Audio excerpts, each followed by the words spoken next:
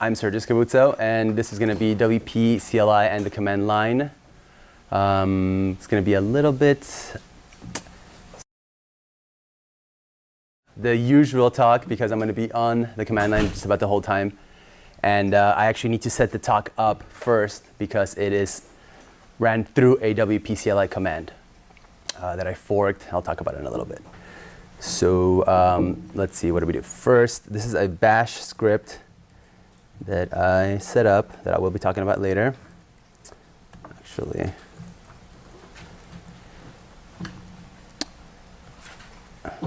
oh, one second. This is the part that I did not set up earlier. If you don't have a server up, you're not going to have a server to work with. So this talk is going to be working off of a local Vagrant machine, basically a virtual box that is not running. So I'm going to start it up right now. It'll take a second. And the intro will come after it's set up.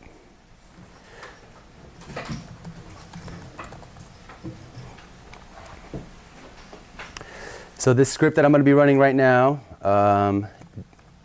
basically it's going to, I'm setting what the host is with a flag. The host is going to be called new, and I'm going to be installing WP CLI and core all at once, the WordPress. And this is detecting that it is already installed WP CLI, but I know on this server it's an older version, so I'm going to actually overwrite it. So that's downloading it there and setting up WordPress. This part is through WP CLI. I'm starting kind of fast, but I'm going to go back to the actual slow and kind of easy beginning. Quick question, actually. Who works on the command line commonly? All right. And who is never or barely ever uses the command line? Excellent. And out of the people that do use the command line, WP CLI is something that you use often? Enough? Okay. So this talk's going to be perfect because it's from beginning to end of the spectrum, basically. This command here is what installs WordPress. And if you see, this one of 12 commands that you can input, like actually for the database username, password, etc. So I set up this script to kind of have preset, pre-configured parts, but I'll touch into that in a little bit. I'm going to just put the database name here. The user is backwards. And that just popped up the config already. This could all be scripted as one thing. If you wanted to have like a site all the time just to test on your computer, you could just have a script that just does it automatically without actually prompting you. But I have this set up because I often set up sites with different names or database credentials, etc.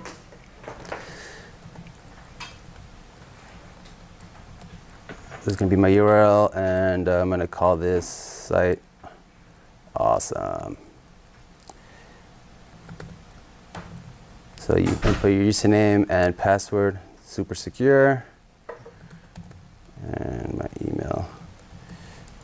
I'll just call it that. And that should be it there, and it pops up our new site.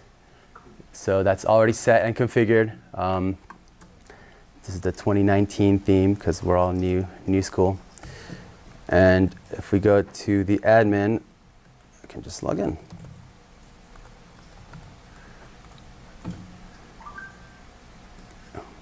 Thanks for that sound. That was perfect as it loads.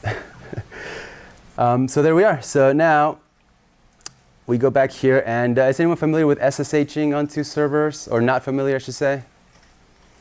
So SSHing onto a server basically stands for Secure Shell, and it's a way to connect remote, like from here to that server. Now this server is within my own computer at this particular juncture, but it connects to the server and lets you use that command prompt.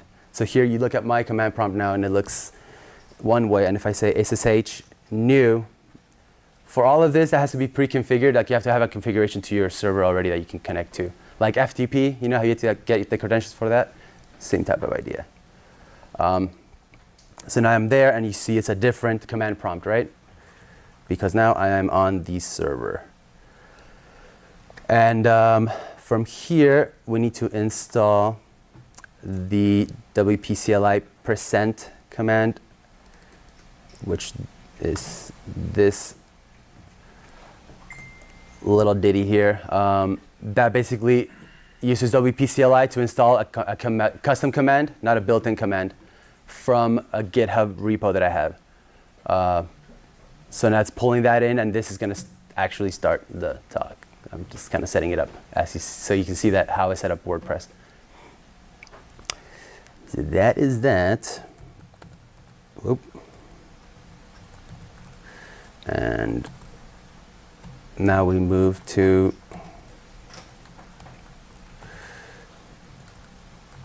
where WordPress is. And start the talk. Ta-da! So this is running, this is basically this % command. What it does is it parses markup, which is kind of the file type that you more often probably see on GitHub when you see like their README files, etc. So this parses markup and it'll show it as this. Question, yes? Could you zoom in? No, I can't, because some of the slides take up a good bit. Is that too small for you, or kind of blurry? Can we all see that? Kind of. Best I could do, sorry. So, well, to start the talk, Sergio Scabuzzo here. You can find me on Twitter at ecotechie, and as the question says, who is this guy, right? Who's this yapper over here? I run Linux exclusively. I've been doing it for over 10, 20 years now, actually. And I've been doing a lot of sustainability work for over 15 years. I do a lot of water reclamation training and teaching, and I've done natural building, permaculture trainings, etc. Happy to talk to anyone about that. It's not the subject today, but I'm very, very passionate about that as well. This next one is actually kind of jumped the gun on this. I am actually not a WordPress core contributor. I have a patch that is going to get supposedly committed by 5.2. It's going to be awesome. And WP CLI, I did contribute some code a while back. I founded ecotechie.io. That's a WordPress maintenance site, like service that I have, which is mostly geared towards nonprofits and kind of helping them out to kind of bring up the sustainability systems. And I brew things, lots of things. Also, come later, ask me about what I brew and the fun things that we do. And you may have seen my VW bus out there.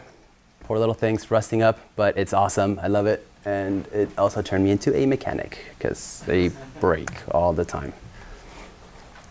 So for people that don't use the command line too much, the command line is awesome, but it doesn't take any prisoners. It'll basically, you mistype something, you hit enter, and you didn't see what you did, and you just broke something. Something got erased, files are gone. So you always want to be careful. First thing I did with Windows 98, when I first found out about breaking things, I just had all these extra files, didn't know what they were doing, deleted them all. Next thing you know, that was all my Windows files. No more Windows for me. Similar but different problem, but be aware of what you're doing with before you hit enter. Definitely try not to copy and paste things from the internet blindly, at least, because things can break. Even from this slide, these slides here, if you check later and you want to kind of test them out, some things may not work with your systems. Okay, so let's kind of get started with this. I'm going to start with the command line usage, just kind of the shell and what we do here. Yeah, go ahead. You may have already said this, but are the slides available? They will all be available. There's a link at the end to get them, and yeah, that's actually it. Yeah. So why would you want to use the command line? This mileage may vary, but your friends will think you're the coolest. Some of my friends think I'm the coolest. I don't know if it's because of that, but let's just go with it. It's been around for a long time. The command line was preceded any kind of graphical interface. All these commands have been around since probably at least the 70s, or most of these commands at least. So there are just no bugs really to be dealt with on these. So they're pretty rock solid. And you can put commands. The cool thing about this is, I'm going to show you some commands in the beginning pretty soon that show your directory or let you delete a file or do random things. That doesn't seem so exciting because who cares? You can just go to your window somewhere and click delete and be done with it. The magic about using the command line is that you can actually script these commands to do things all at once. You automate things. In a way that a lot of people do with graphical interfaces. Like when you have plugins doing things for you with WordPress, that's just a script that does all these individual commands all at once. So if you want to spend the time and kind of learn to kind of do a little bit of scripting, it will end up saving a lot of time on repetitive tasks. That's actually my next thing. So repetitive tasks. That's the trick about also using scripts is that you do want to make sure that these are repetitive tasks that you're doing on a script, because otherwise you're spending an hour writing a script for a thing that you're going to do once and it takes you 5 minutes. So you want to gauge your things. Reasons to not use a command line. This is probably more true than the first one. Your friends will think you are a dork. At least most of mine do also. And it can also break things very easily. As I said, the commands are very rock solid, but our fingers maybe are not. I break things all the time. Even now, you saw me kind of having a misconfiguration problem earlier. Things happen, so you want to be careful what you do. Usually you want to test things on a test server such as this one or other stuff like that. And script writing, like I said, does a lot of things at once. It makes it even easier to break a lot of things at once. So things to be aware of.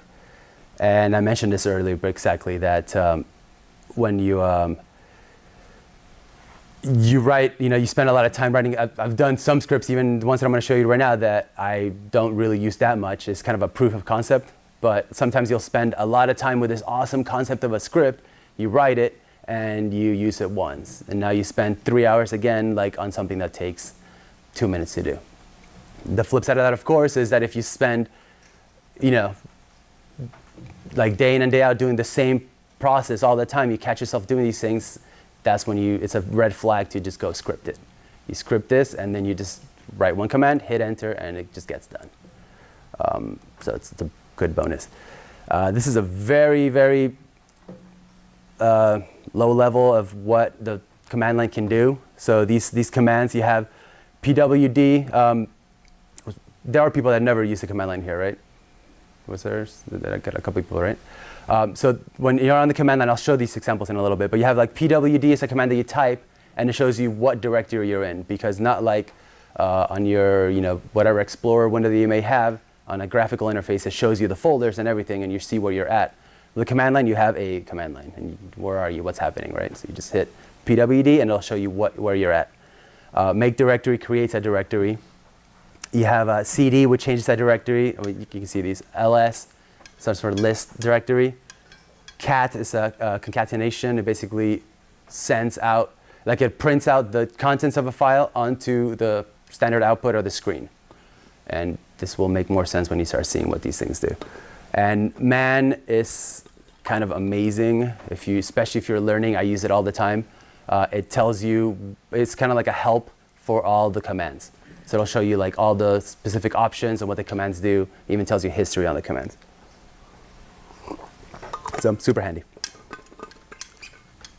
Now commands, they have what's called flags or options. So here we have the ls command, okay? Now if you do, like on Windows or Macs, you know how you have hidden files, right? That you can't see, or system files? Same thing with Linux or any kind of command line, that if you do lsa, it shows you those hidden files. And I'll show you this in 1 second after this slide. And you have lsl, which is kind of like a long listing more information about these files. So it's kind of like a more verbose information. And you can actually also put flags together to kind of combine them. And cd, change directory, also is a little trick there. If you put a hyphen next to the cd, it kind of lets you jump back and forth between the last and the current directory. So I'm going to do a little quick demo of this. I think I am. I'm not.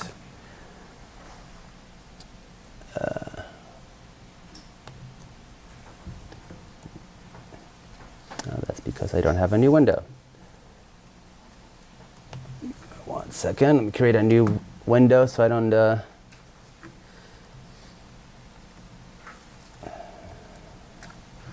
lose this stuff here.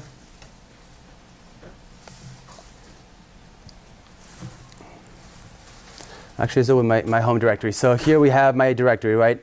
I have my prompt to actually show me what the directory I'm in. Some prompts don't.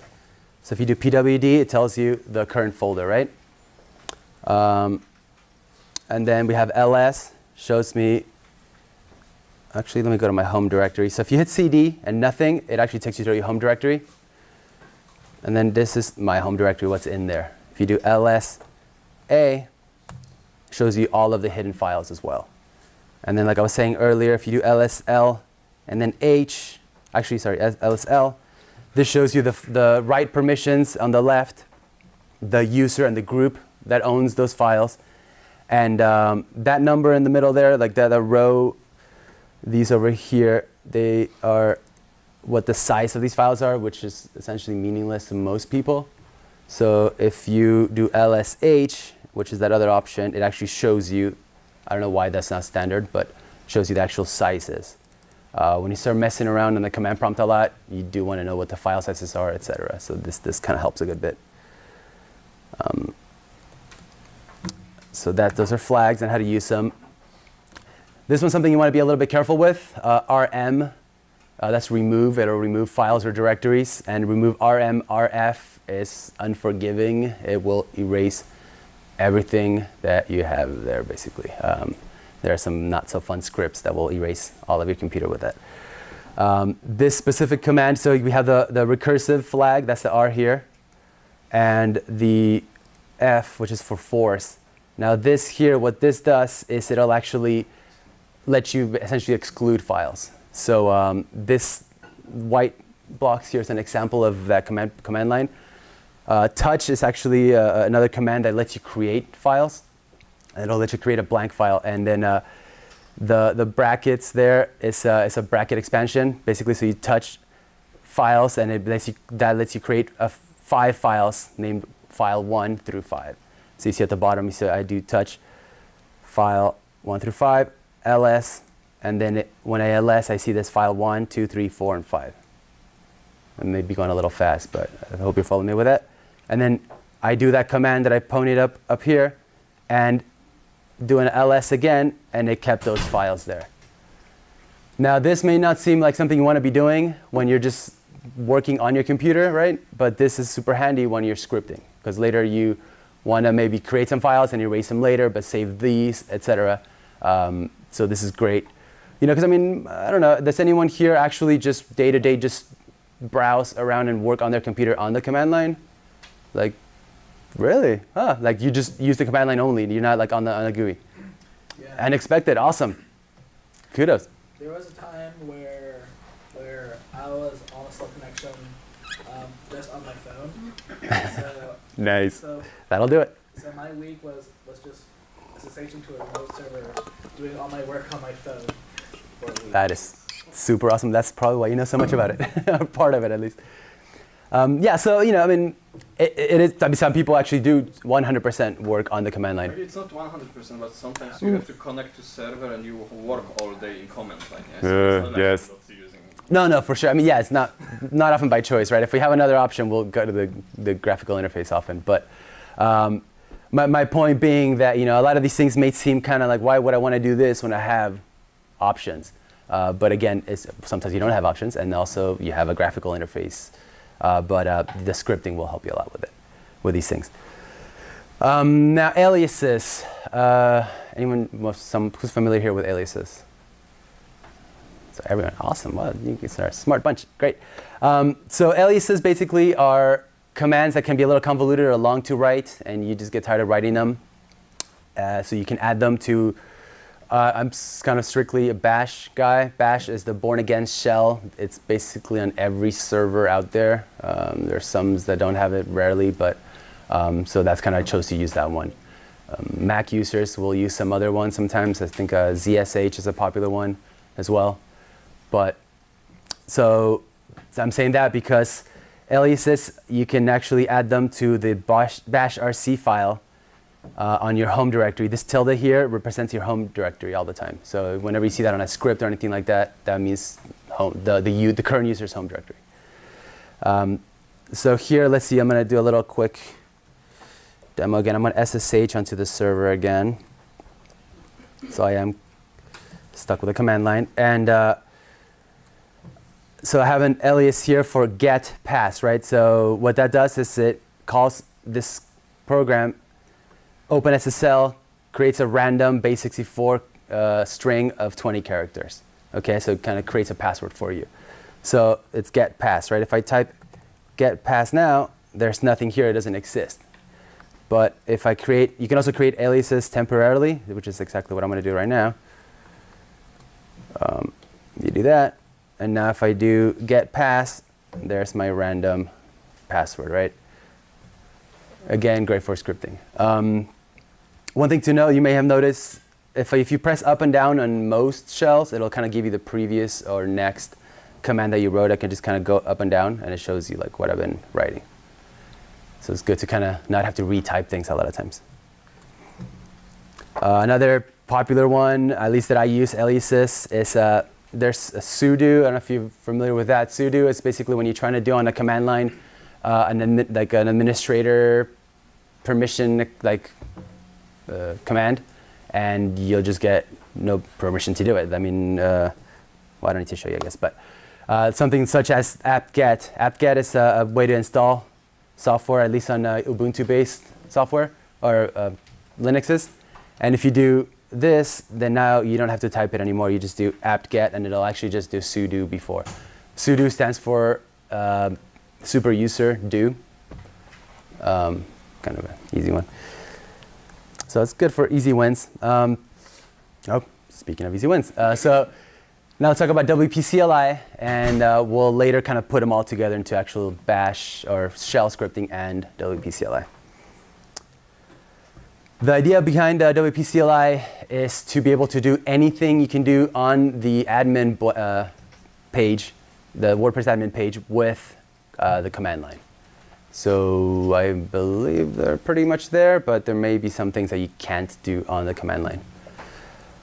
And again, with that, what's the point if you can just do it on the screen, on the browser? But the idea again is scriptability. You can just actually just write one single script and do a bunch of things all at once, or also even things that I'll be showing you in a second. These are commands that I use a lot. They're pretty popular or pretty common. One is to back up your database. Super easy to do. You just do WP as the command for WP CLI. So you do WP DB export. I'm gonna change the directory to the server, where the server is. So here you'll see all the, see I do an ls and you see all the WordPress files, right? If I put in that command here, now you see this is a small site, but it immediately created a backup of the database. And yes, we can do this with plugins, but this is fast. Another thing I think is pretty awesome is WP Media Regenerate.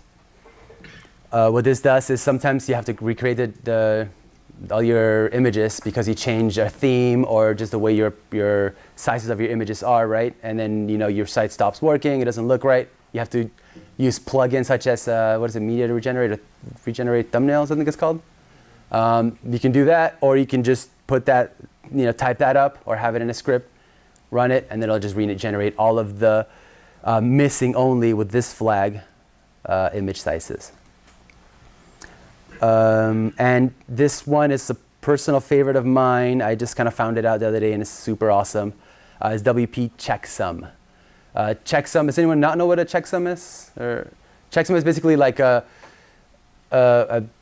long number that, I'm actually not going to explain this very well, but the checksum is a number that represents the exact content of a file. So if that file gets changed, that number would change also. It's a way to kind of make sure that nothing has been changed on a file. You do that a lot with security, or when you do downloads, you're supposed to checksum. What this does is it actually does that on a checksum of the WordPress stock installation and also the plugins that are on the repository for WordPress. It'll do that also.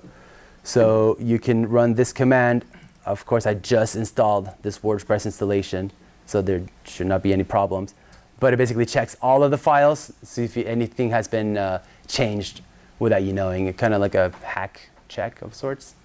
I wouldn't just rely on this, but it's kind of nice to know, like, oh, this is an extra file here now, or something changed.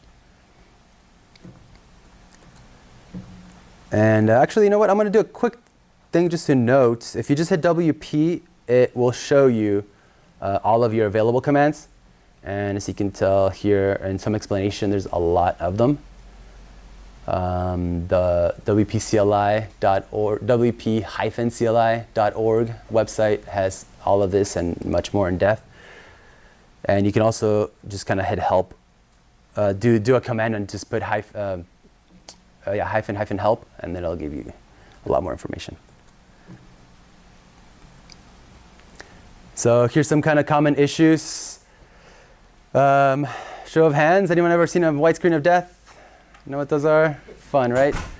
Or you know, install a plugin and it just breaks your site, or some functionality changes and you don't want to have to go and fix it all and see what's happening, especially on a live site, right?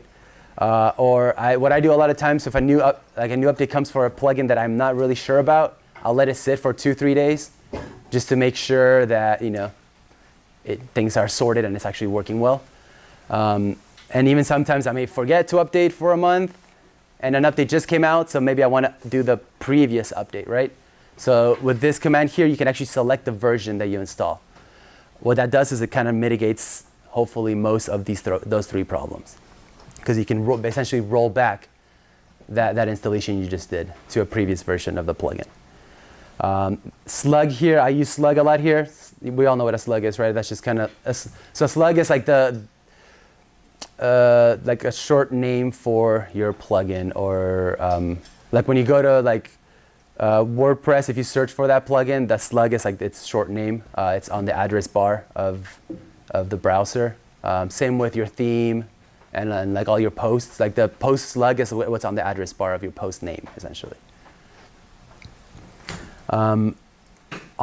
Sometimes, hopefully, if this doesn't fix something that you would like it to be, you can do WP plugin deactivate and then the plugin name from the command line.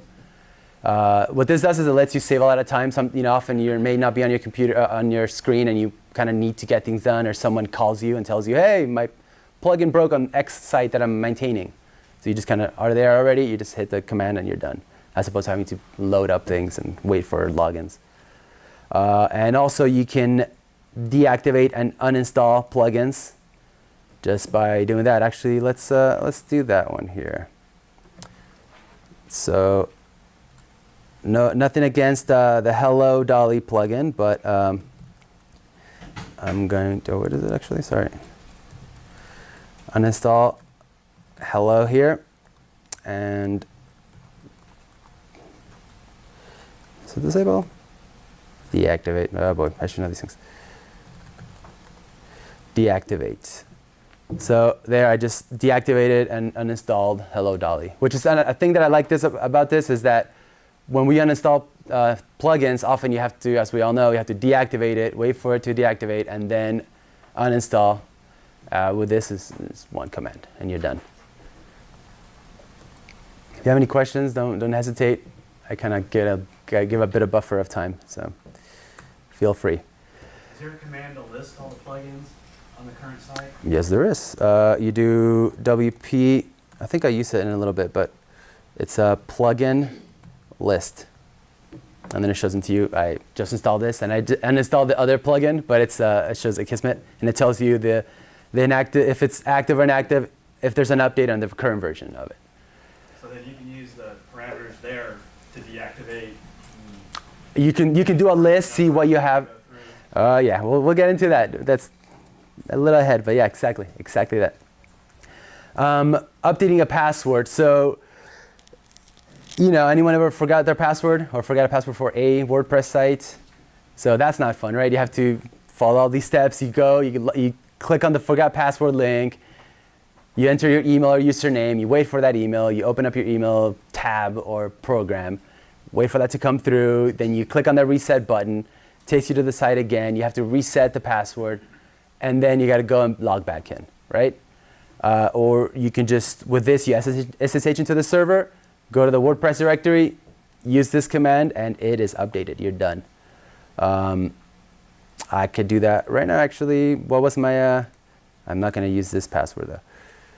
But my password, I set it up as 123, right? So I'm going to do this, and I'm going to say password 321, because I'll forget otherwise. And we'll see this come up later. I'm going to have to log in later. So you'll see that it's already changed. Like it updated the database, and we're all set. You can also, as opposed to, you can like create your own password with that get pass command that we did earlier, right? The alias, and not have something like this cool password I created there. Another thing, yesterday we had a talk about working with child themes. Was anyone from here there? So this command here will do that in a flash. You're done. You just hit this, and you just created a child theme from your currently active non-child theme. You can't create a child theme from a child theme. So what is happening here, if you're noticing, it's a little bit more convoluted than the commands I've been showing you. This is using command substitution. What happens with that is that anything within the $ and parentheses is a sub-command that opens up a new shell, essentially, and runs that command. And then the response of that command gets put into that space. Okay, so I'm going to show you what that means right now. This is this WP theme list, active themes, and it's going to only show me the field name. So what we saw here, right, here we have the field name, field status, field update, and field version of that listing that I did earlier, right? Here, I'm going to do the same, but it's only going to show me the 2019 theme. If I did without field name only, it would show me all the information. So going back to this here is going to be replaced by the name, by 2019, right? So this is command substitution. So what I'm going to do now is I'm going to run it again. I'll run this command. And we'll see that now it's switched it to, oops, I forgot to change my theme name, so it's now called Slug. But that's okay. So now if I do that again, I see that my current active theme is Slug. With that command alone, I just immediately created a child theme. And I don't know if someone timed it, less than half a second. That's one of the magic tricks of WP CLI and how they develop it, or like part of how they developed it is that they want commands to be single use, but composable. So you have a command that will, not single use, but a command that has like one purpose and does it well. So there's like the plugin command that installs a plugin, and that's it. And you think, or like the listing ones, like who cares about listing plugins? That doesn't seem so handy.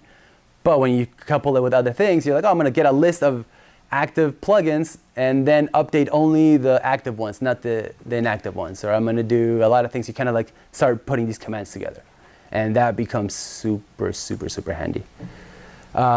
This happened to me the other day. I have a client that wanted me to help clean up their site, and I went and logged in and saw that they had literally 132 installed themes. I don't know how many of you have ever seen anything like that. That kind of freaked me out a little bit. Most I've ever seen was like 7, 10 maybe.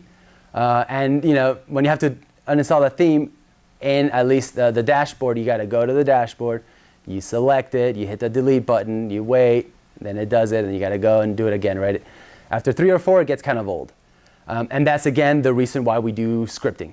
You script this, and it's done. You don't have to even think about it. Did that delete the parent theme accidentally? Excellent question. No. Because if you look at the code here, right, it says WP theme delete, and then doing a command substitution, right? You see the parentheses there. And then what I'm doing is WP theme list status inactive, and then field name, not lame. So what this does is that lists all the inactive themes. So it excludes the active ones. And then So the parent is treated as active, even you are using child theme. no, but you're not using a child theme. So it gets out. Oh, I'm sorry. Well, no. So okay. So what happens with this is inactive. There's three things here. There's inactive. I think it's parent and active, or something like that. There's like a distinction between parent and child themes also in the list. I checked. Trust me, because I don't want to be erasing all of their themes. But yeah, there's a distinction. The inactive is specific to it not being active or being needed at all, because the parent theme is also kind of has its own field name. Actually, well, we can see what it is here, right? Oh wait, not active. I want to see all the themes. It is parent. Yeah, it was. So this active, parent, and inactive. Yeah, you know how I found that one out. Yeah. So again, be careful with scripting. So this is possibly the only thing that WP CLI can do that the dashboard cannot. There are plugins for this, but this searches and replaces your database. Super awesome, super dangerous. Be very careful when you start messing with the database. That's what we do. The previous command that I showed you, the backup database, kind of awesome, right? So what you do is you do WP search and replace something old, whatever you want to replace, with something new, whatever it is. And then I have the report changed only command there, just to keep it simple. Sometimes when you ask it to do things, it'll show you a list of the whole database tables, and it'll say 0 changes, 0 changes, 0 changes, 0 changes, 1 change, and like 50 0 changes. So this shows you only the things that it actually changed. And dry run is something that you want to do because, again, you're messing with the database. So dry run shows you what it's going to be doing before it does it. Yeah? Could you specify just only certain tables? I'm not even going to get into that, but yeah, if you look at this command, it has a ton of options. Yeah, specific tables.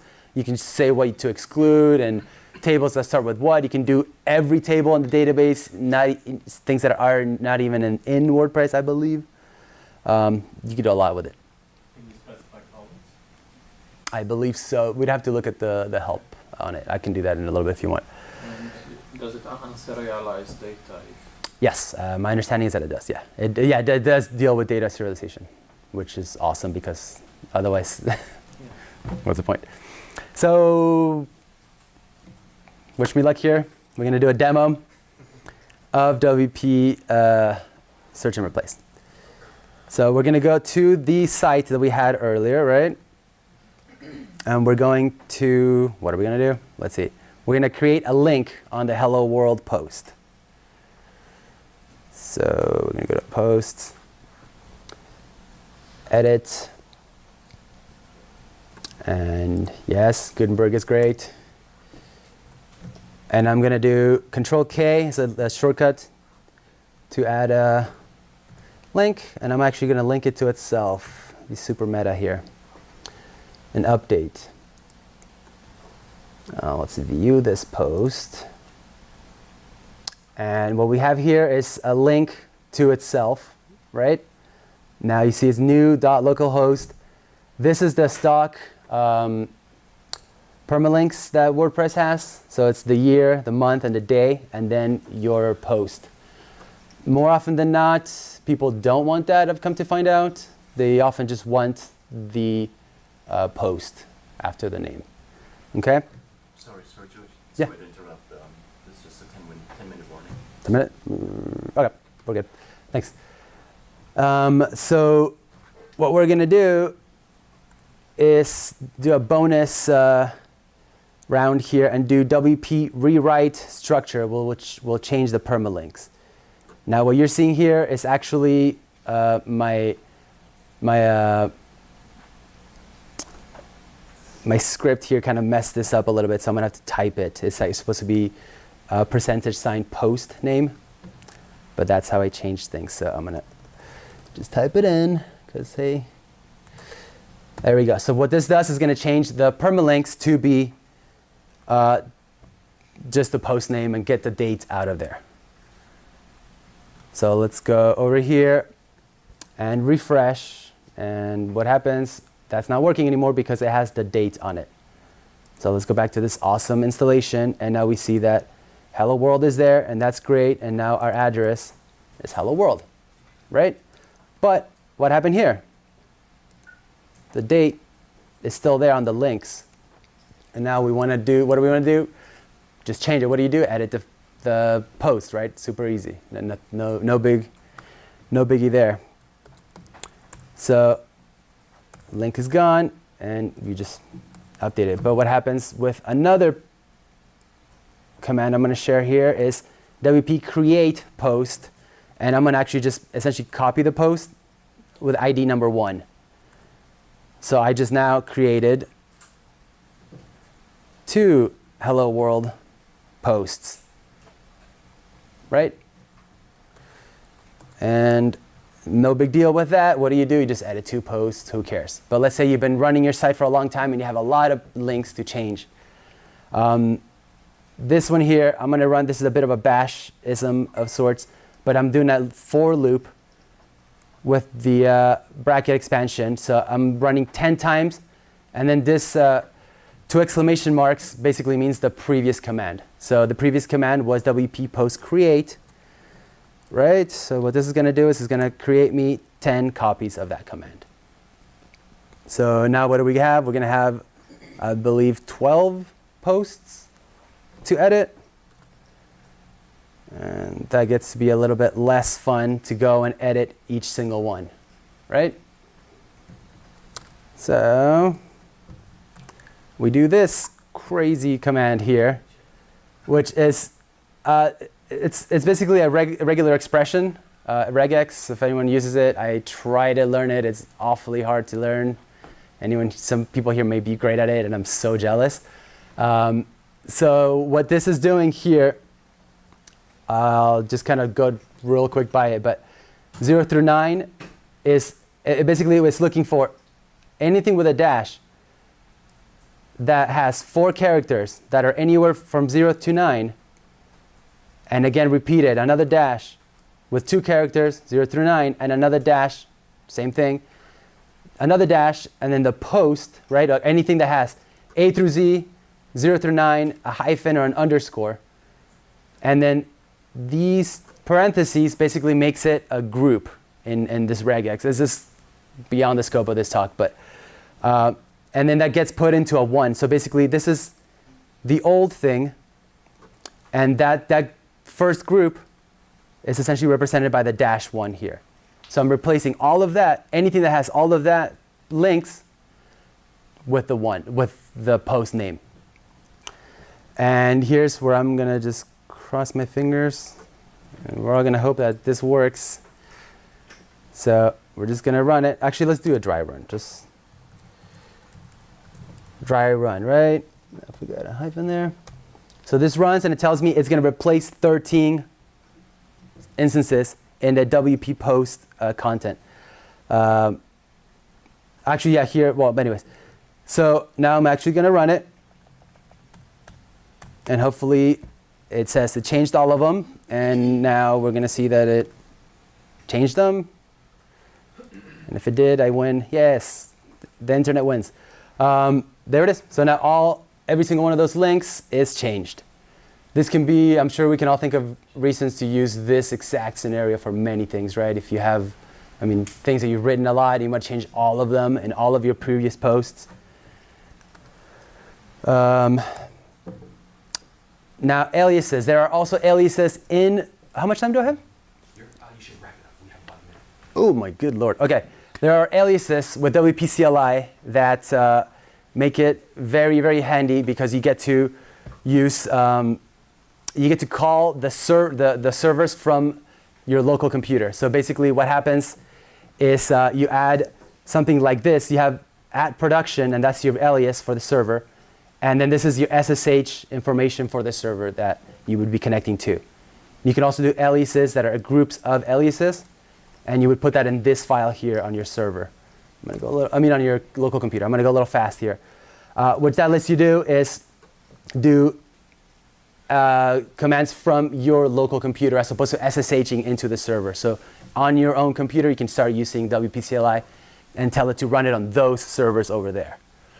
I ran out of time. There's a lot here that is actually pretty good. But OK, so one quick thing I'm going to go into this here is something that lets you, for developers, that lets you export your database onto your production server. And then from your development server, import it directly onto your production server, and then do a search and replace of the address on there. So you kind of do a quick swap that makes it super easy to do stuff like that. These sites, these will be online, and I am out of time. Right? No, my time. OK. So thank you. They will be online. And this is the address to where the slides will be right there.